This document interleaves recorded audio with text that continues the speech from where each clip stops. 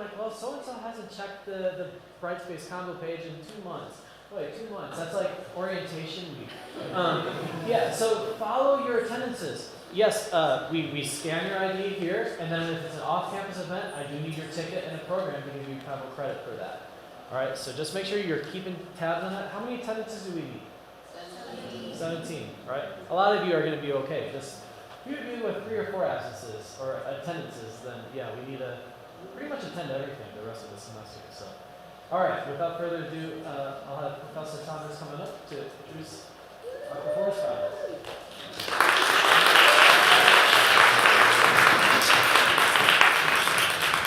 So, good afternoon, everybody. This is a wonderful opportunity for you get to have eyes into the music education program, as 2 of our seniors will be giving for you today their performance projects. This is in partial fulfillment of their degree. So that's super exciting. They are very near student teaching. So I'm going to offer a word of prayer for them and then hand it over to Anika. Dear God, we thank you so much for this time we have together today, Lord. I thank you so much for the gift of music, for the joy it is to get to be part of music making. Lord, I thank you for Anika and for Jacob, the hard work that they have put into these projects and to their degree and their learning. I pray that you would be with each of them as they give their presentations today, that they would have clear minds, Lord, that they would have a lot of fun, Lord, directing these, and that it would be a beautiful fulfillment of their hard work that they have put in. Lord, I also ask that you would bless them as educators, Lord. Right now, even prepare the perfect job for them, Lord, and the one that would fulfill their needs and bring them joy as well, and that the students that will be under them will be blessed, Lord, by their leadership and their love for you. In your precious name, amen.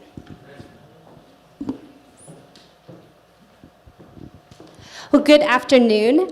As she said, my name is Anika Thomas, and I get asked all the time, what is a performance project? So hopefully by the end of today, you will not only know a little bit more about that, but why we do this and how this both helps us prepare as music educators and shows how we are prepared and ready to enter the field.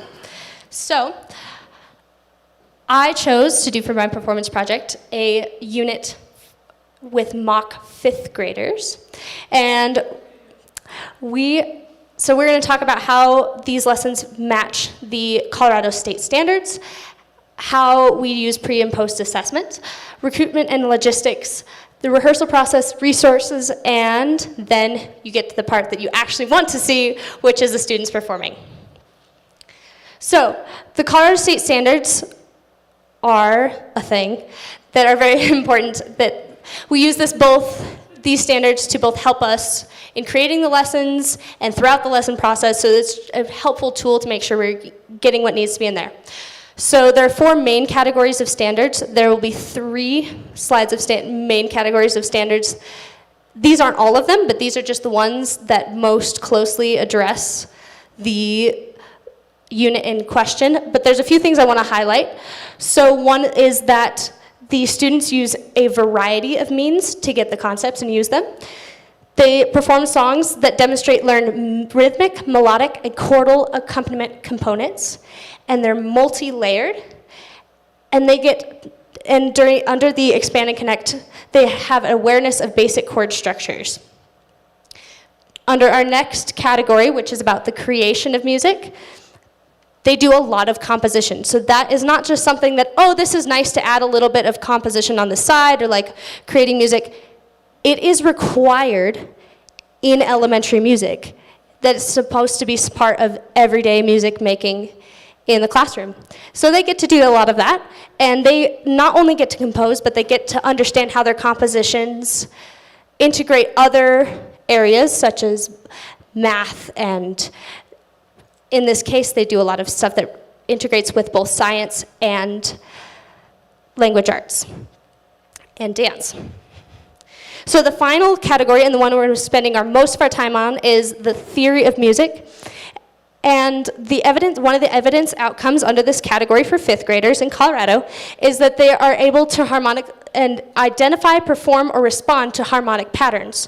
So these are chordal patterns, and be able to identify chords. And so the chord pattern that we focus most on is the 1-4-5-1 pattern. So there are other research-based methods used in this project. We did a lot of scaffolding and self-assessment. So scaffolding is like when you're building a building, you build up the frame first, so you have different scaffolding to help them achieve things independently themselves. So you're not doing it for them, but you're making it easy for them to do themselves, and then you can back away, and there it's freestanding. So we do a lot of that, and self-assessment where the students, so I am assessing them constantly, both formally and informally. So you'll see our formal assessment, but all the time we're just going, okay, what are you doing? Like, how is this working? Okay, is this, do we need to adjust this way or that way, or are you getting this concept? But they are also doing their own self-assessments. We use a lot of the Orff Schulwerk method. This is one of the main categories of elementary teaching methods. It's the one that uses all the fun barred instruments. Orff is known for their instruments. They're known for their rhythmic building blocks, using speech to teach rhythm, and known for incorporating dance and all these different disciplines. And finally, we use Bloom's taxonomy, which is a way of understanding depth of knowledge. So your first level is like, remember, okay, what was that fact that I was told? And it builds up slowly, slowly. And we use all of these categories, but the main one that we actually focus on is the highest level, which is the create. So they have the content, they use the content, and they use it to make their own. So they got to do a lot of that. And then finally, fun. All of us learn so much better when things are more enjoyable. And it sticks, and it shows. Recruitment and logistics. The students are all recruited, either CCU's current students or alumni. They were told not to try too hard to act like fifth graders. So even though they would be fifth graders and some data would be a little different, they're not trying too hard to pretend they're fifth graders. Communication, used a QR code to recruit. Then this QR code then connected them to the GroupMe, where most reminders and like rehearsal schedules. And we also used a Google form, which was super helpful, gathered their availability so I knew exactly who would be gone, and then it auto-created a form for me to keep track of attendance, which I did every day, and find out their favorite snacks. And retention, out of the 18 total form responses that at one point signed up, 16 are with us today, so that's pretty good for a volunteer group at CCU with how crazy our schedules are. Our rehearsal schedules, so we had 3 regular Monday evening rehearsals, a dress rehearsal yesterday, and then today is our final performance. These rehearsals would be a lot of mix, so you would open with a game, then we would work on the chord stuff, and then we would move to one of our pieces, which they didn't know it yet, but that we were working on all these pieces, and then we'd work on the other one, and then we'd end with a fun dance. And so there was constantly moving, lots of things going on every single rehearsal. So our pre and post assessment. Our pre and post assessment was to see how well they could identify chords orally. And so we played a game where every time you heard the chord change, they either stand up or sit down if they heard it change again. And so this is a visual way for both of them to be engaged, and they're having fun because it's a game, but also I can see exactly how and who knows what's going on or not. And one of the trickiest parts of that, sometimes you have the same chord that's repeated, and they have to be able to hear, okay, is that the same chord again, or is that a new one? And so originally, we'll see a clip, but there's about 60% accuracy, probably less than that. And once again, they're not trying to be fifth graders, so this number is higher than it would be with actual fifth graders, and it's still not that high. And but by the end, they made it to 99%, so they did really good. By the end, students could not only identify when the chord changed, but could also identify each chord in the pattern. So they were told, okay, if it's a 1 chord, put your hand up. If it's a 4 chord, put your hand down here. And if it's a 5, put it out here.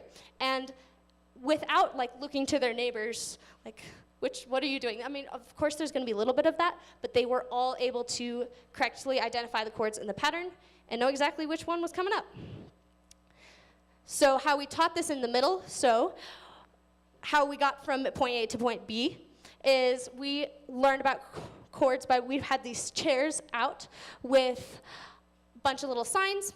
So let's say there's about 8 of you right here. You'd be the 1, 2, 3, 4, 5, 6, 7, 8. And you would know that everybody on your team, the people on your team were not the people sitting right next to you. So we'd have the 1, 3, and 5. Okay, you're all in the one team, and so forth, learning who's on which chord teams. The next lesson, we expanded on this, so they got really good at knowing the one team was the boss team. They got their scepter first, which also known as their boom whacker, as their boss in charge. And then the 5 was the second in charge. And then the 4 was also cool, but not as cool as the other 2. So then from there, the next lesson, they learned about inversions and how many of the people on the top went in the basement. That was which inversion of the chord it was in. And then they also learned how to change the tonic. And so first we started in C diatonic, and then they moved to F, but the teams stay the same even if their scepters change colors. So we use that with a lot of other reinforcement with the boomwhackers. And here are their pre and post assessment. So here's their pre-assessment. So you can see they kind of get it, but there's a lot of uncertainty.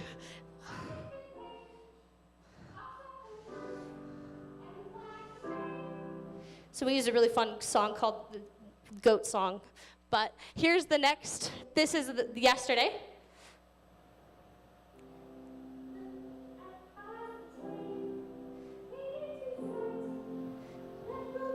See how confidently they're all standing up and sitting down at the same time? It was very consistent, but not perfect. So next and finally, we're going to talk about the rehearsal process.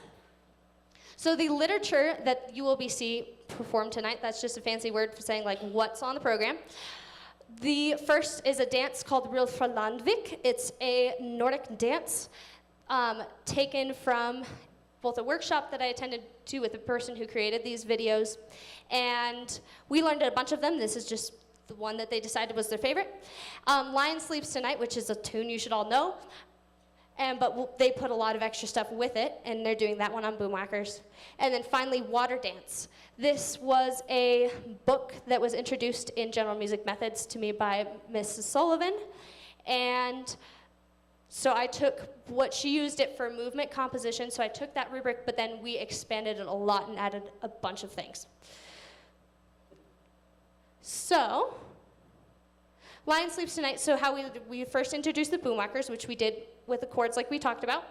Then they wrote haikus. So they learned how to write a 575 poem, which is something that they would be doing around this time in their language arts class. And then the next week, they used those poems to make movement compositions, so make cool dances with the rubric that Ms. Sullivan had. And then they also put it together with the boomwhackers, and you'll see it's in rondo form, so they'll have chorus, poem, and so forth. And it's a lot of fun. So here's the poems that they wrote. You'll see them more, but see, all student poems. Water Dance had a lot of different components. We learned the main song here. This was Pitter Patter, which is just traditional folk song. And then they added an ostinato onto it. Then they learned 2 more songs that can go on top of it that weren't necessarily designed to, but they learned how to do that. Then they made musical compositions to the poems in the book, because the book is a new poem on each page about water. And then they made movement compositions to not their music compositions, but the other pages, so they had like alternated. One was a music, one was a dance. So you'll see that back and forth. And then we put it all together yesterday. So they were doing all these things not until yesterday did they have a clue that this was all going to be part of this book, nor had they seen this book until yesterday. So the original melody they learned with rhythmic building blocks kinesthetically. So we did pitter, patter, listen to the rain. And we did the same thing. Then we learned the bass part, which was jump, jump, splash, splash, jump. And then they learned how to put that with different notes.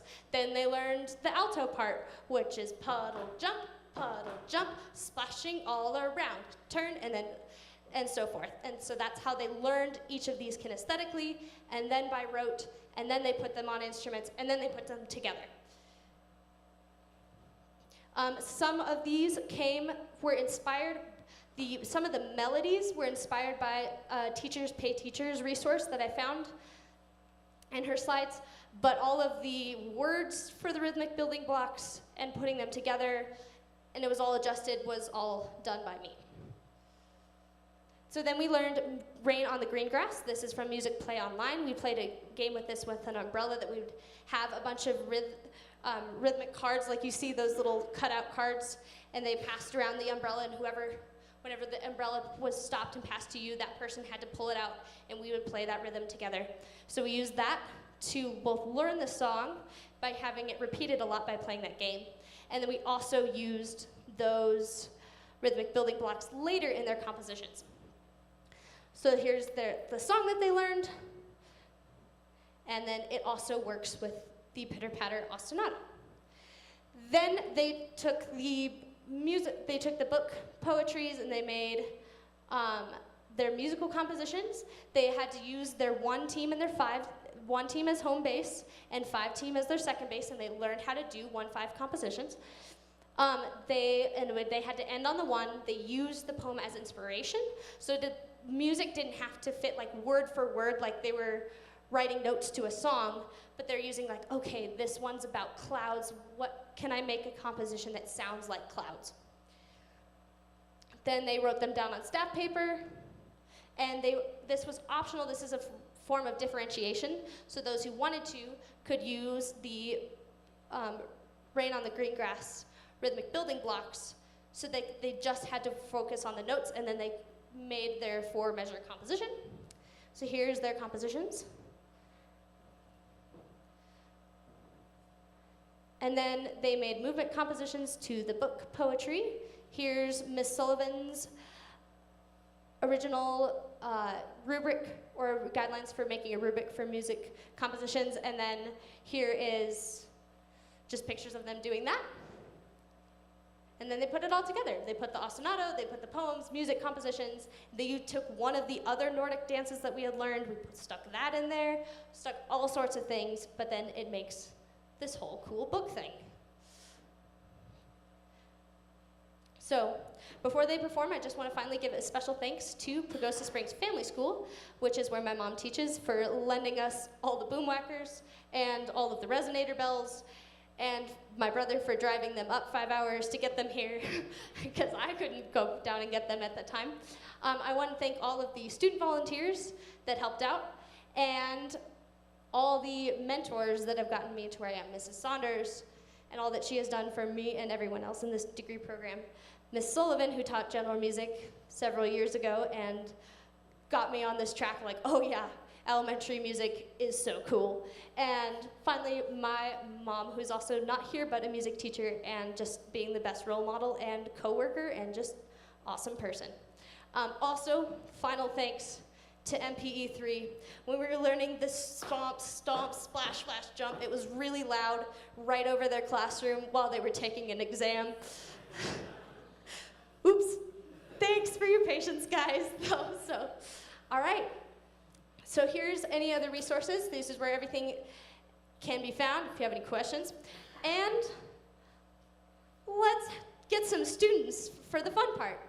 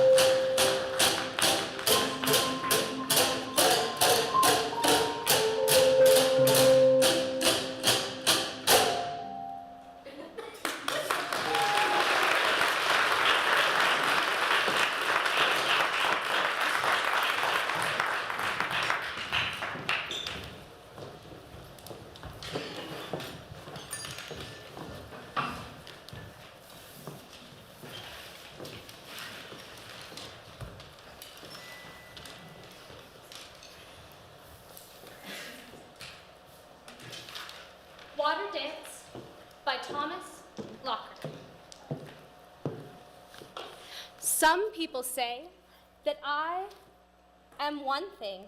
Others say that I am many. Ever since the world began, I have been moving in an endless circle. Sometimes I fall from the sky. I am the rain.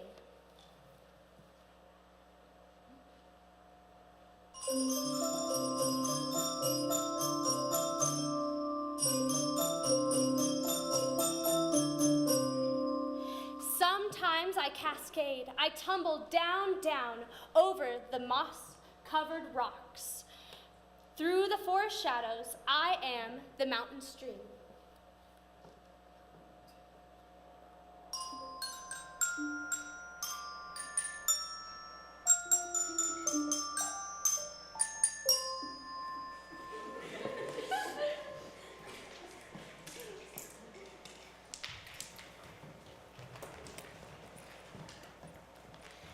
At the foot of the mountains, I leap from a stone cliff.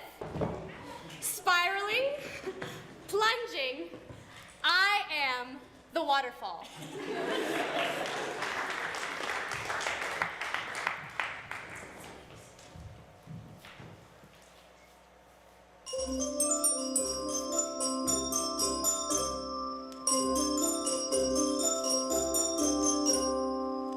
In the shadow of the mountain, I am still and deep. I fill and overflow. I am the lake.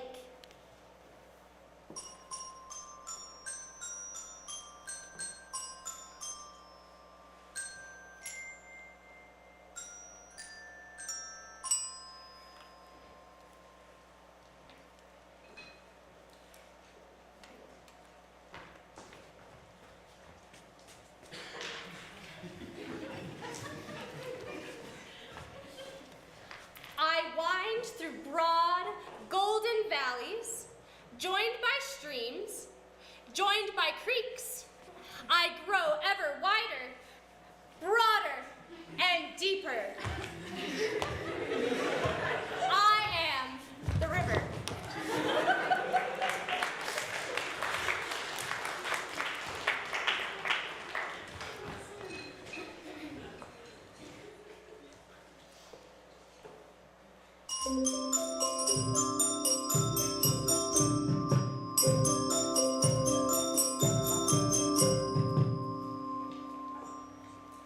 I pass through a gateway of high stone palisades, leaving the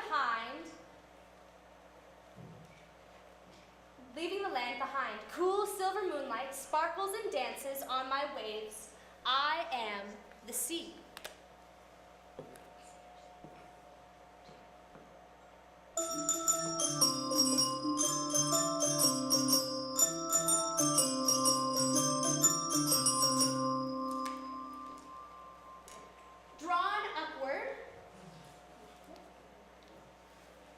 Drawn upward by warm sunlight in the white silver veils, I rise into the air, I disappear.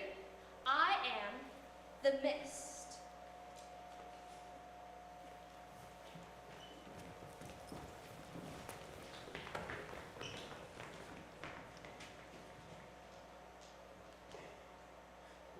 Drawn upward by warm sunlight in white silver veils, I rise into the air, I disappear. I am the mist.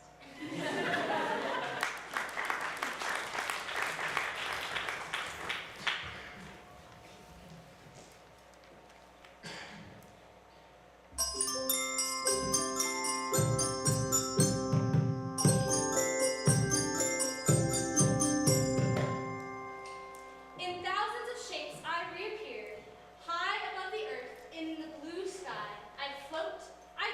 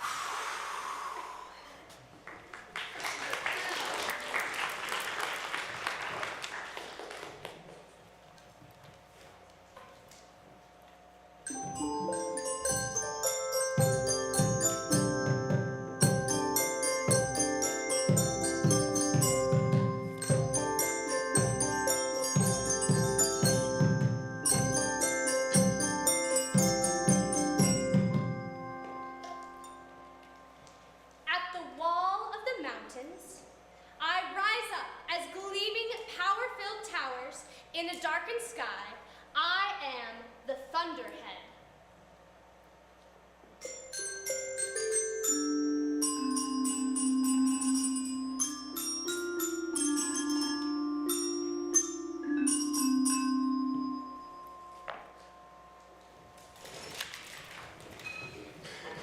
I blind the sky with lightning, the earth trembles with my thunder, I rage, I drench the mountainside, I am the storm.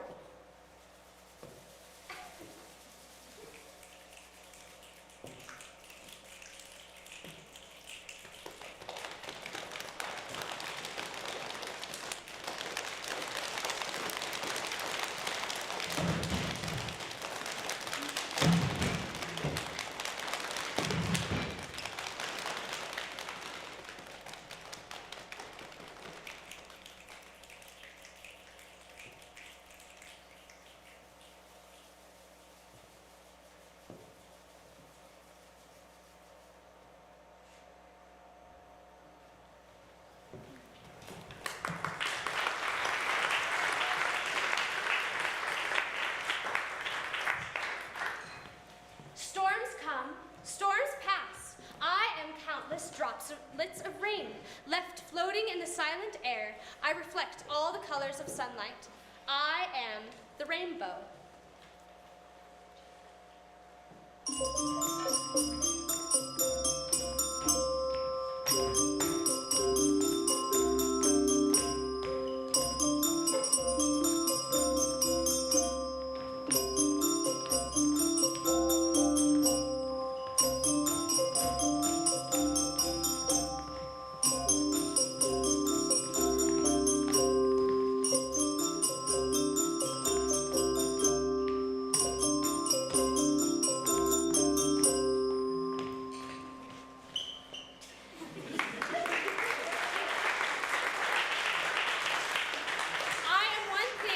Many things. I am water.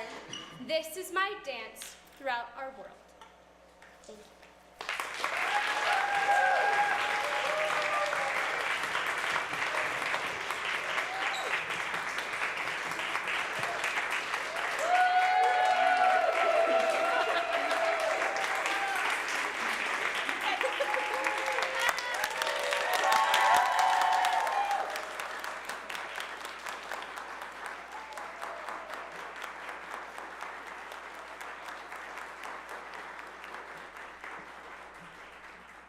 Thank you. And now it's Jacob's turn.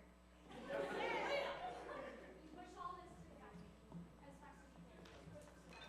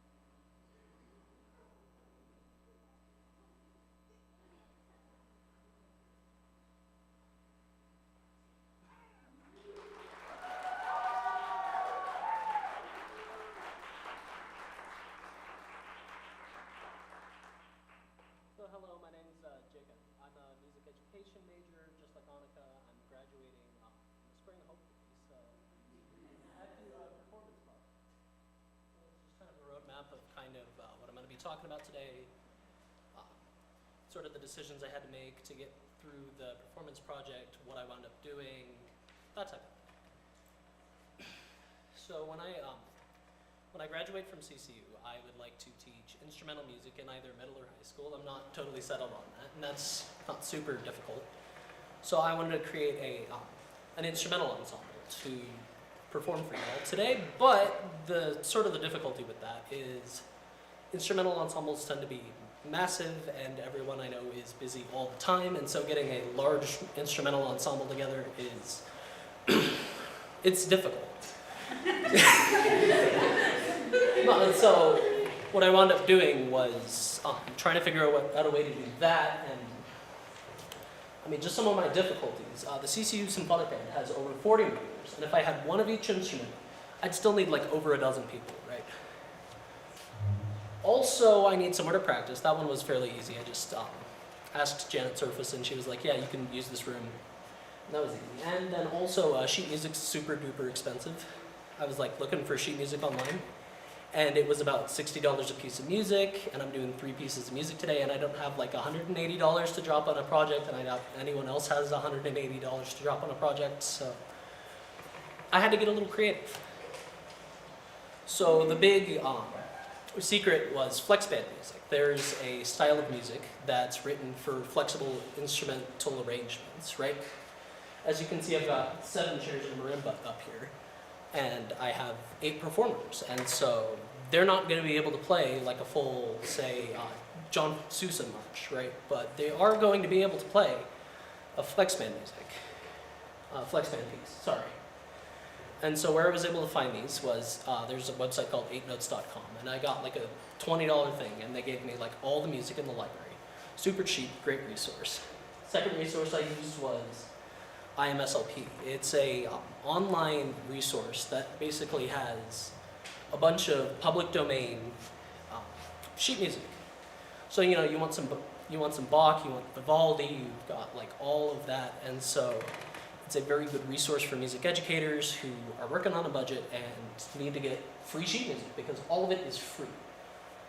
What I wound up doing is one of the pieces is in F sharp major, and that's not really great for pieces, so I wound up putting it in MuseScore and transposing it up to G minor, which is 2 flats, which is much more acceptable for. It's much easier for instrumental ensembles to do. They have an easier time with it, and it's just a better time all around. For coordinating things like rehearsal times, getting messages out, I used an app called GroupMe. That's because pretty much everyone at CCU already has this app, and it's easier to use the existing infrastructure than it is to try and reinvent the wheel.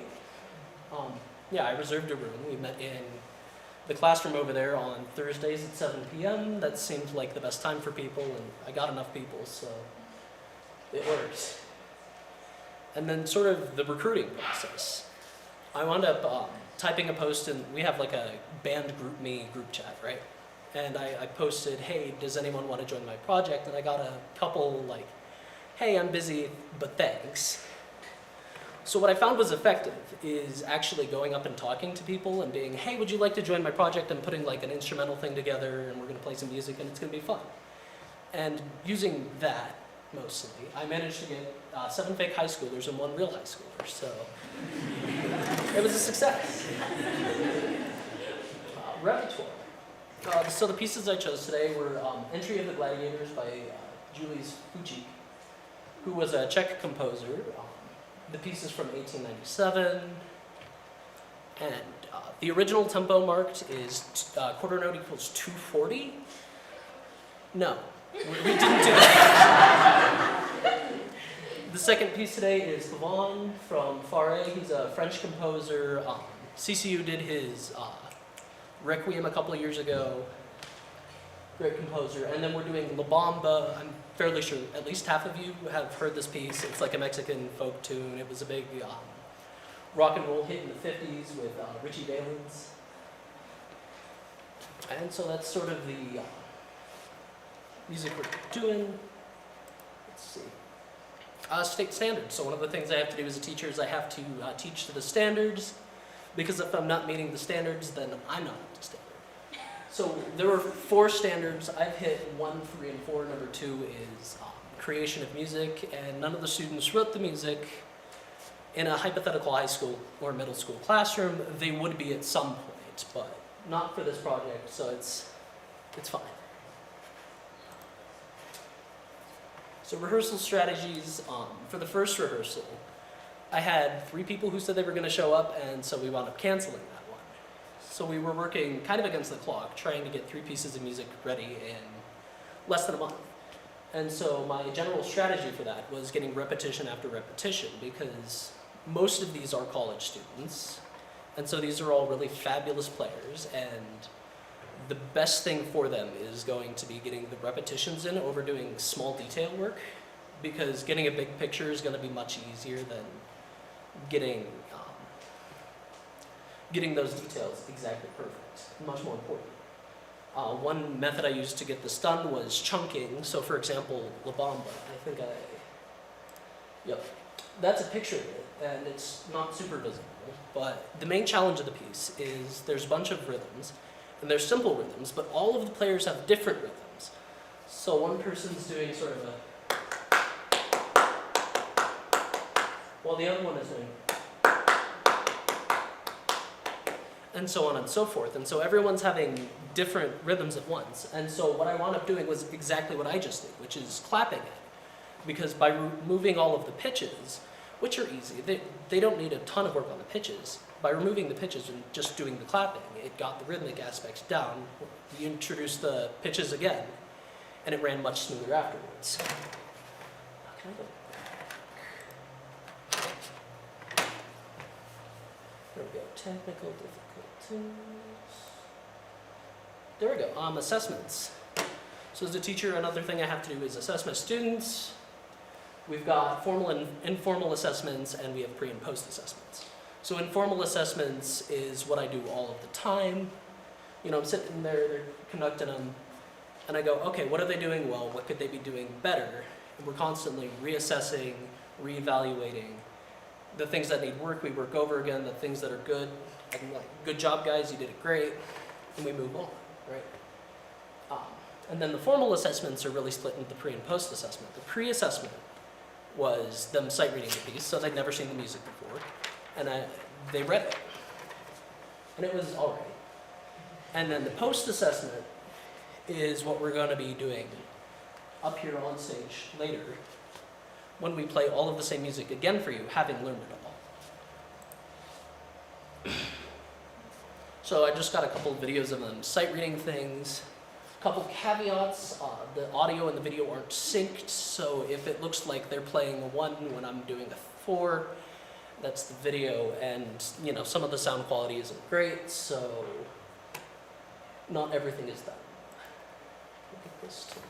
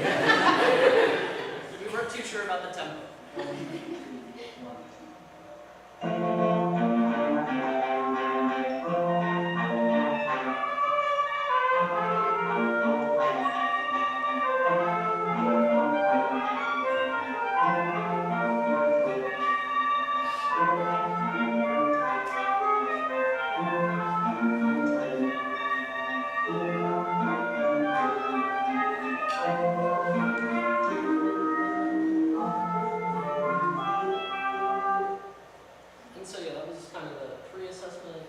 We got more slides. Oh yeah, the post-assessment. Enjoy.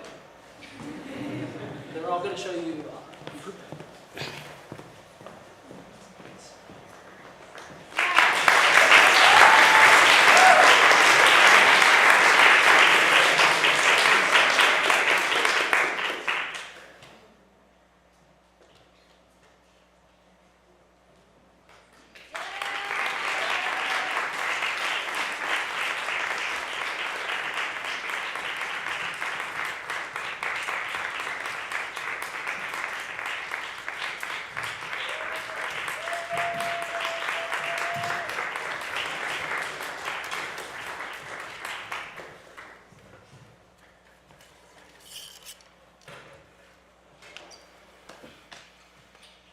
So this piece was originally called Grand March Chromatique. Again, this is entry of the Gladiators, but it was called Grand March Chromatique because of all the chromatic runs in the beginning.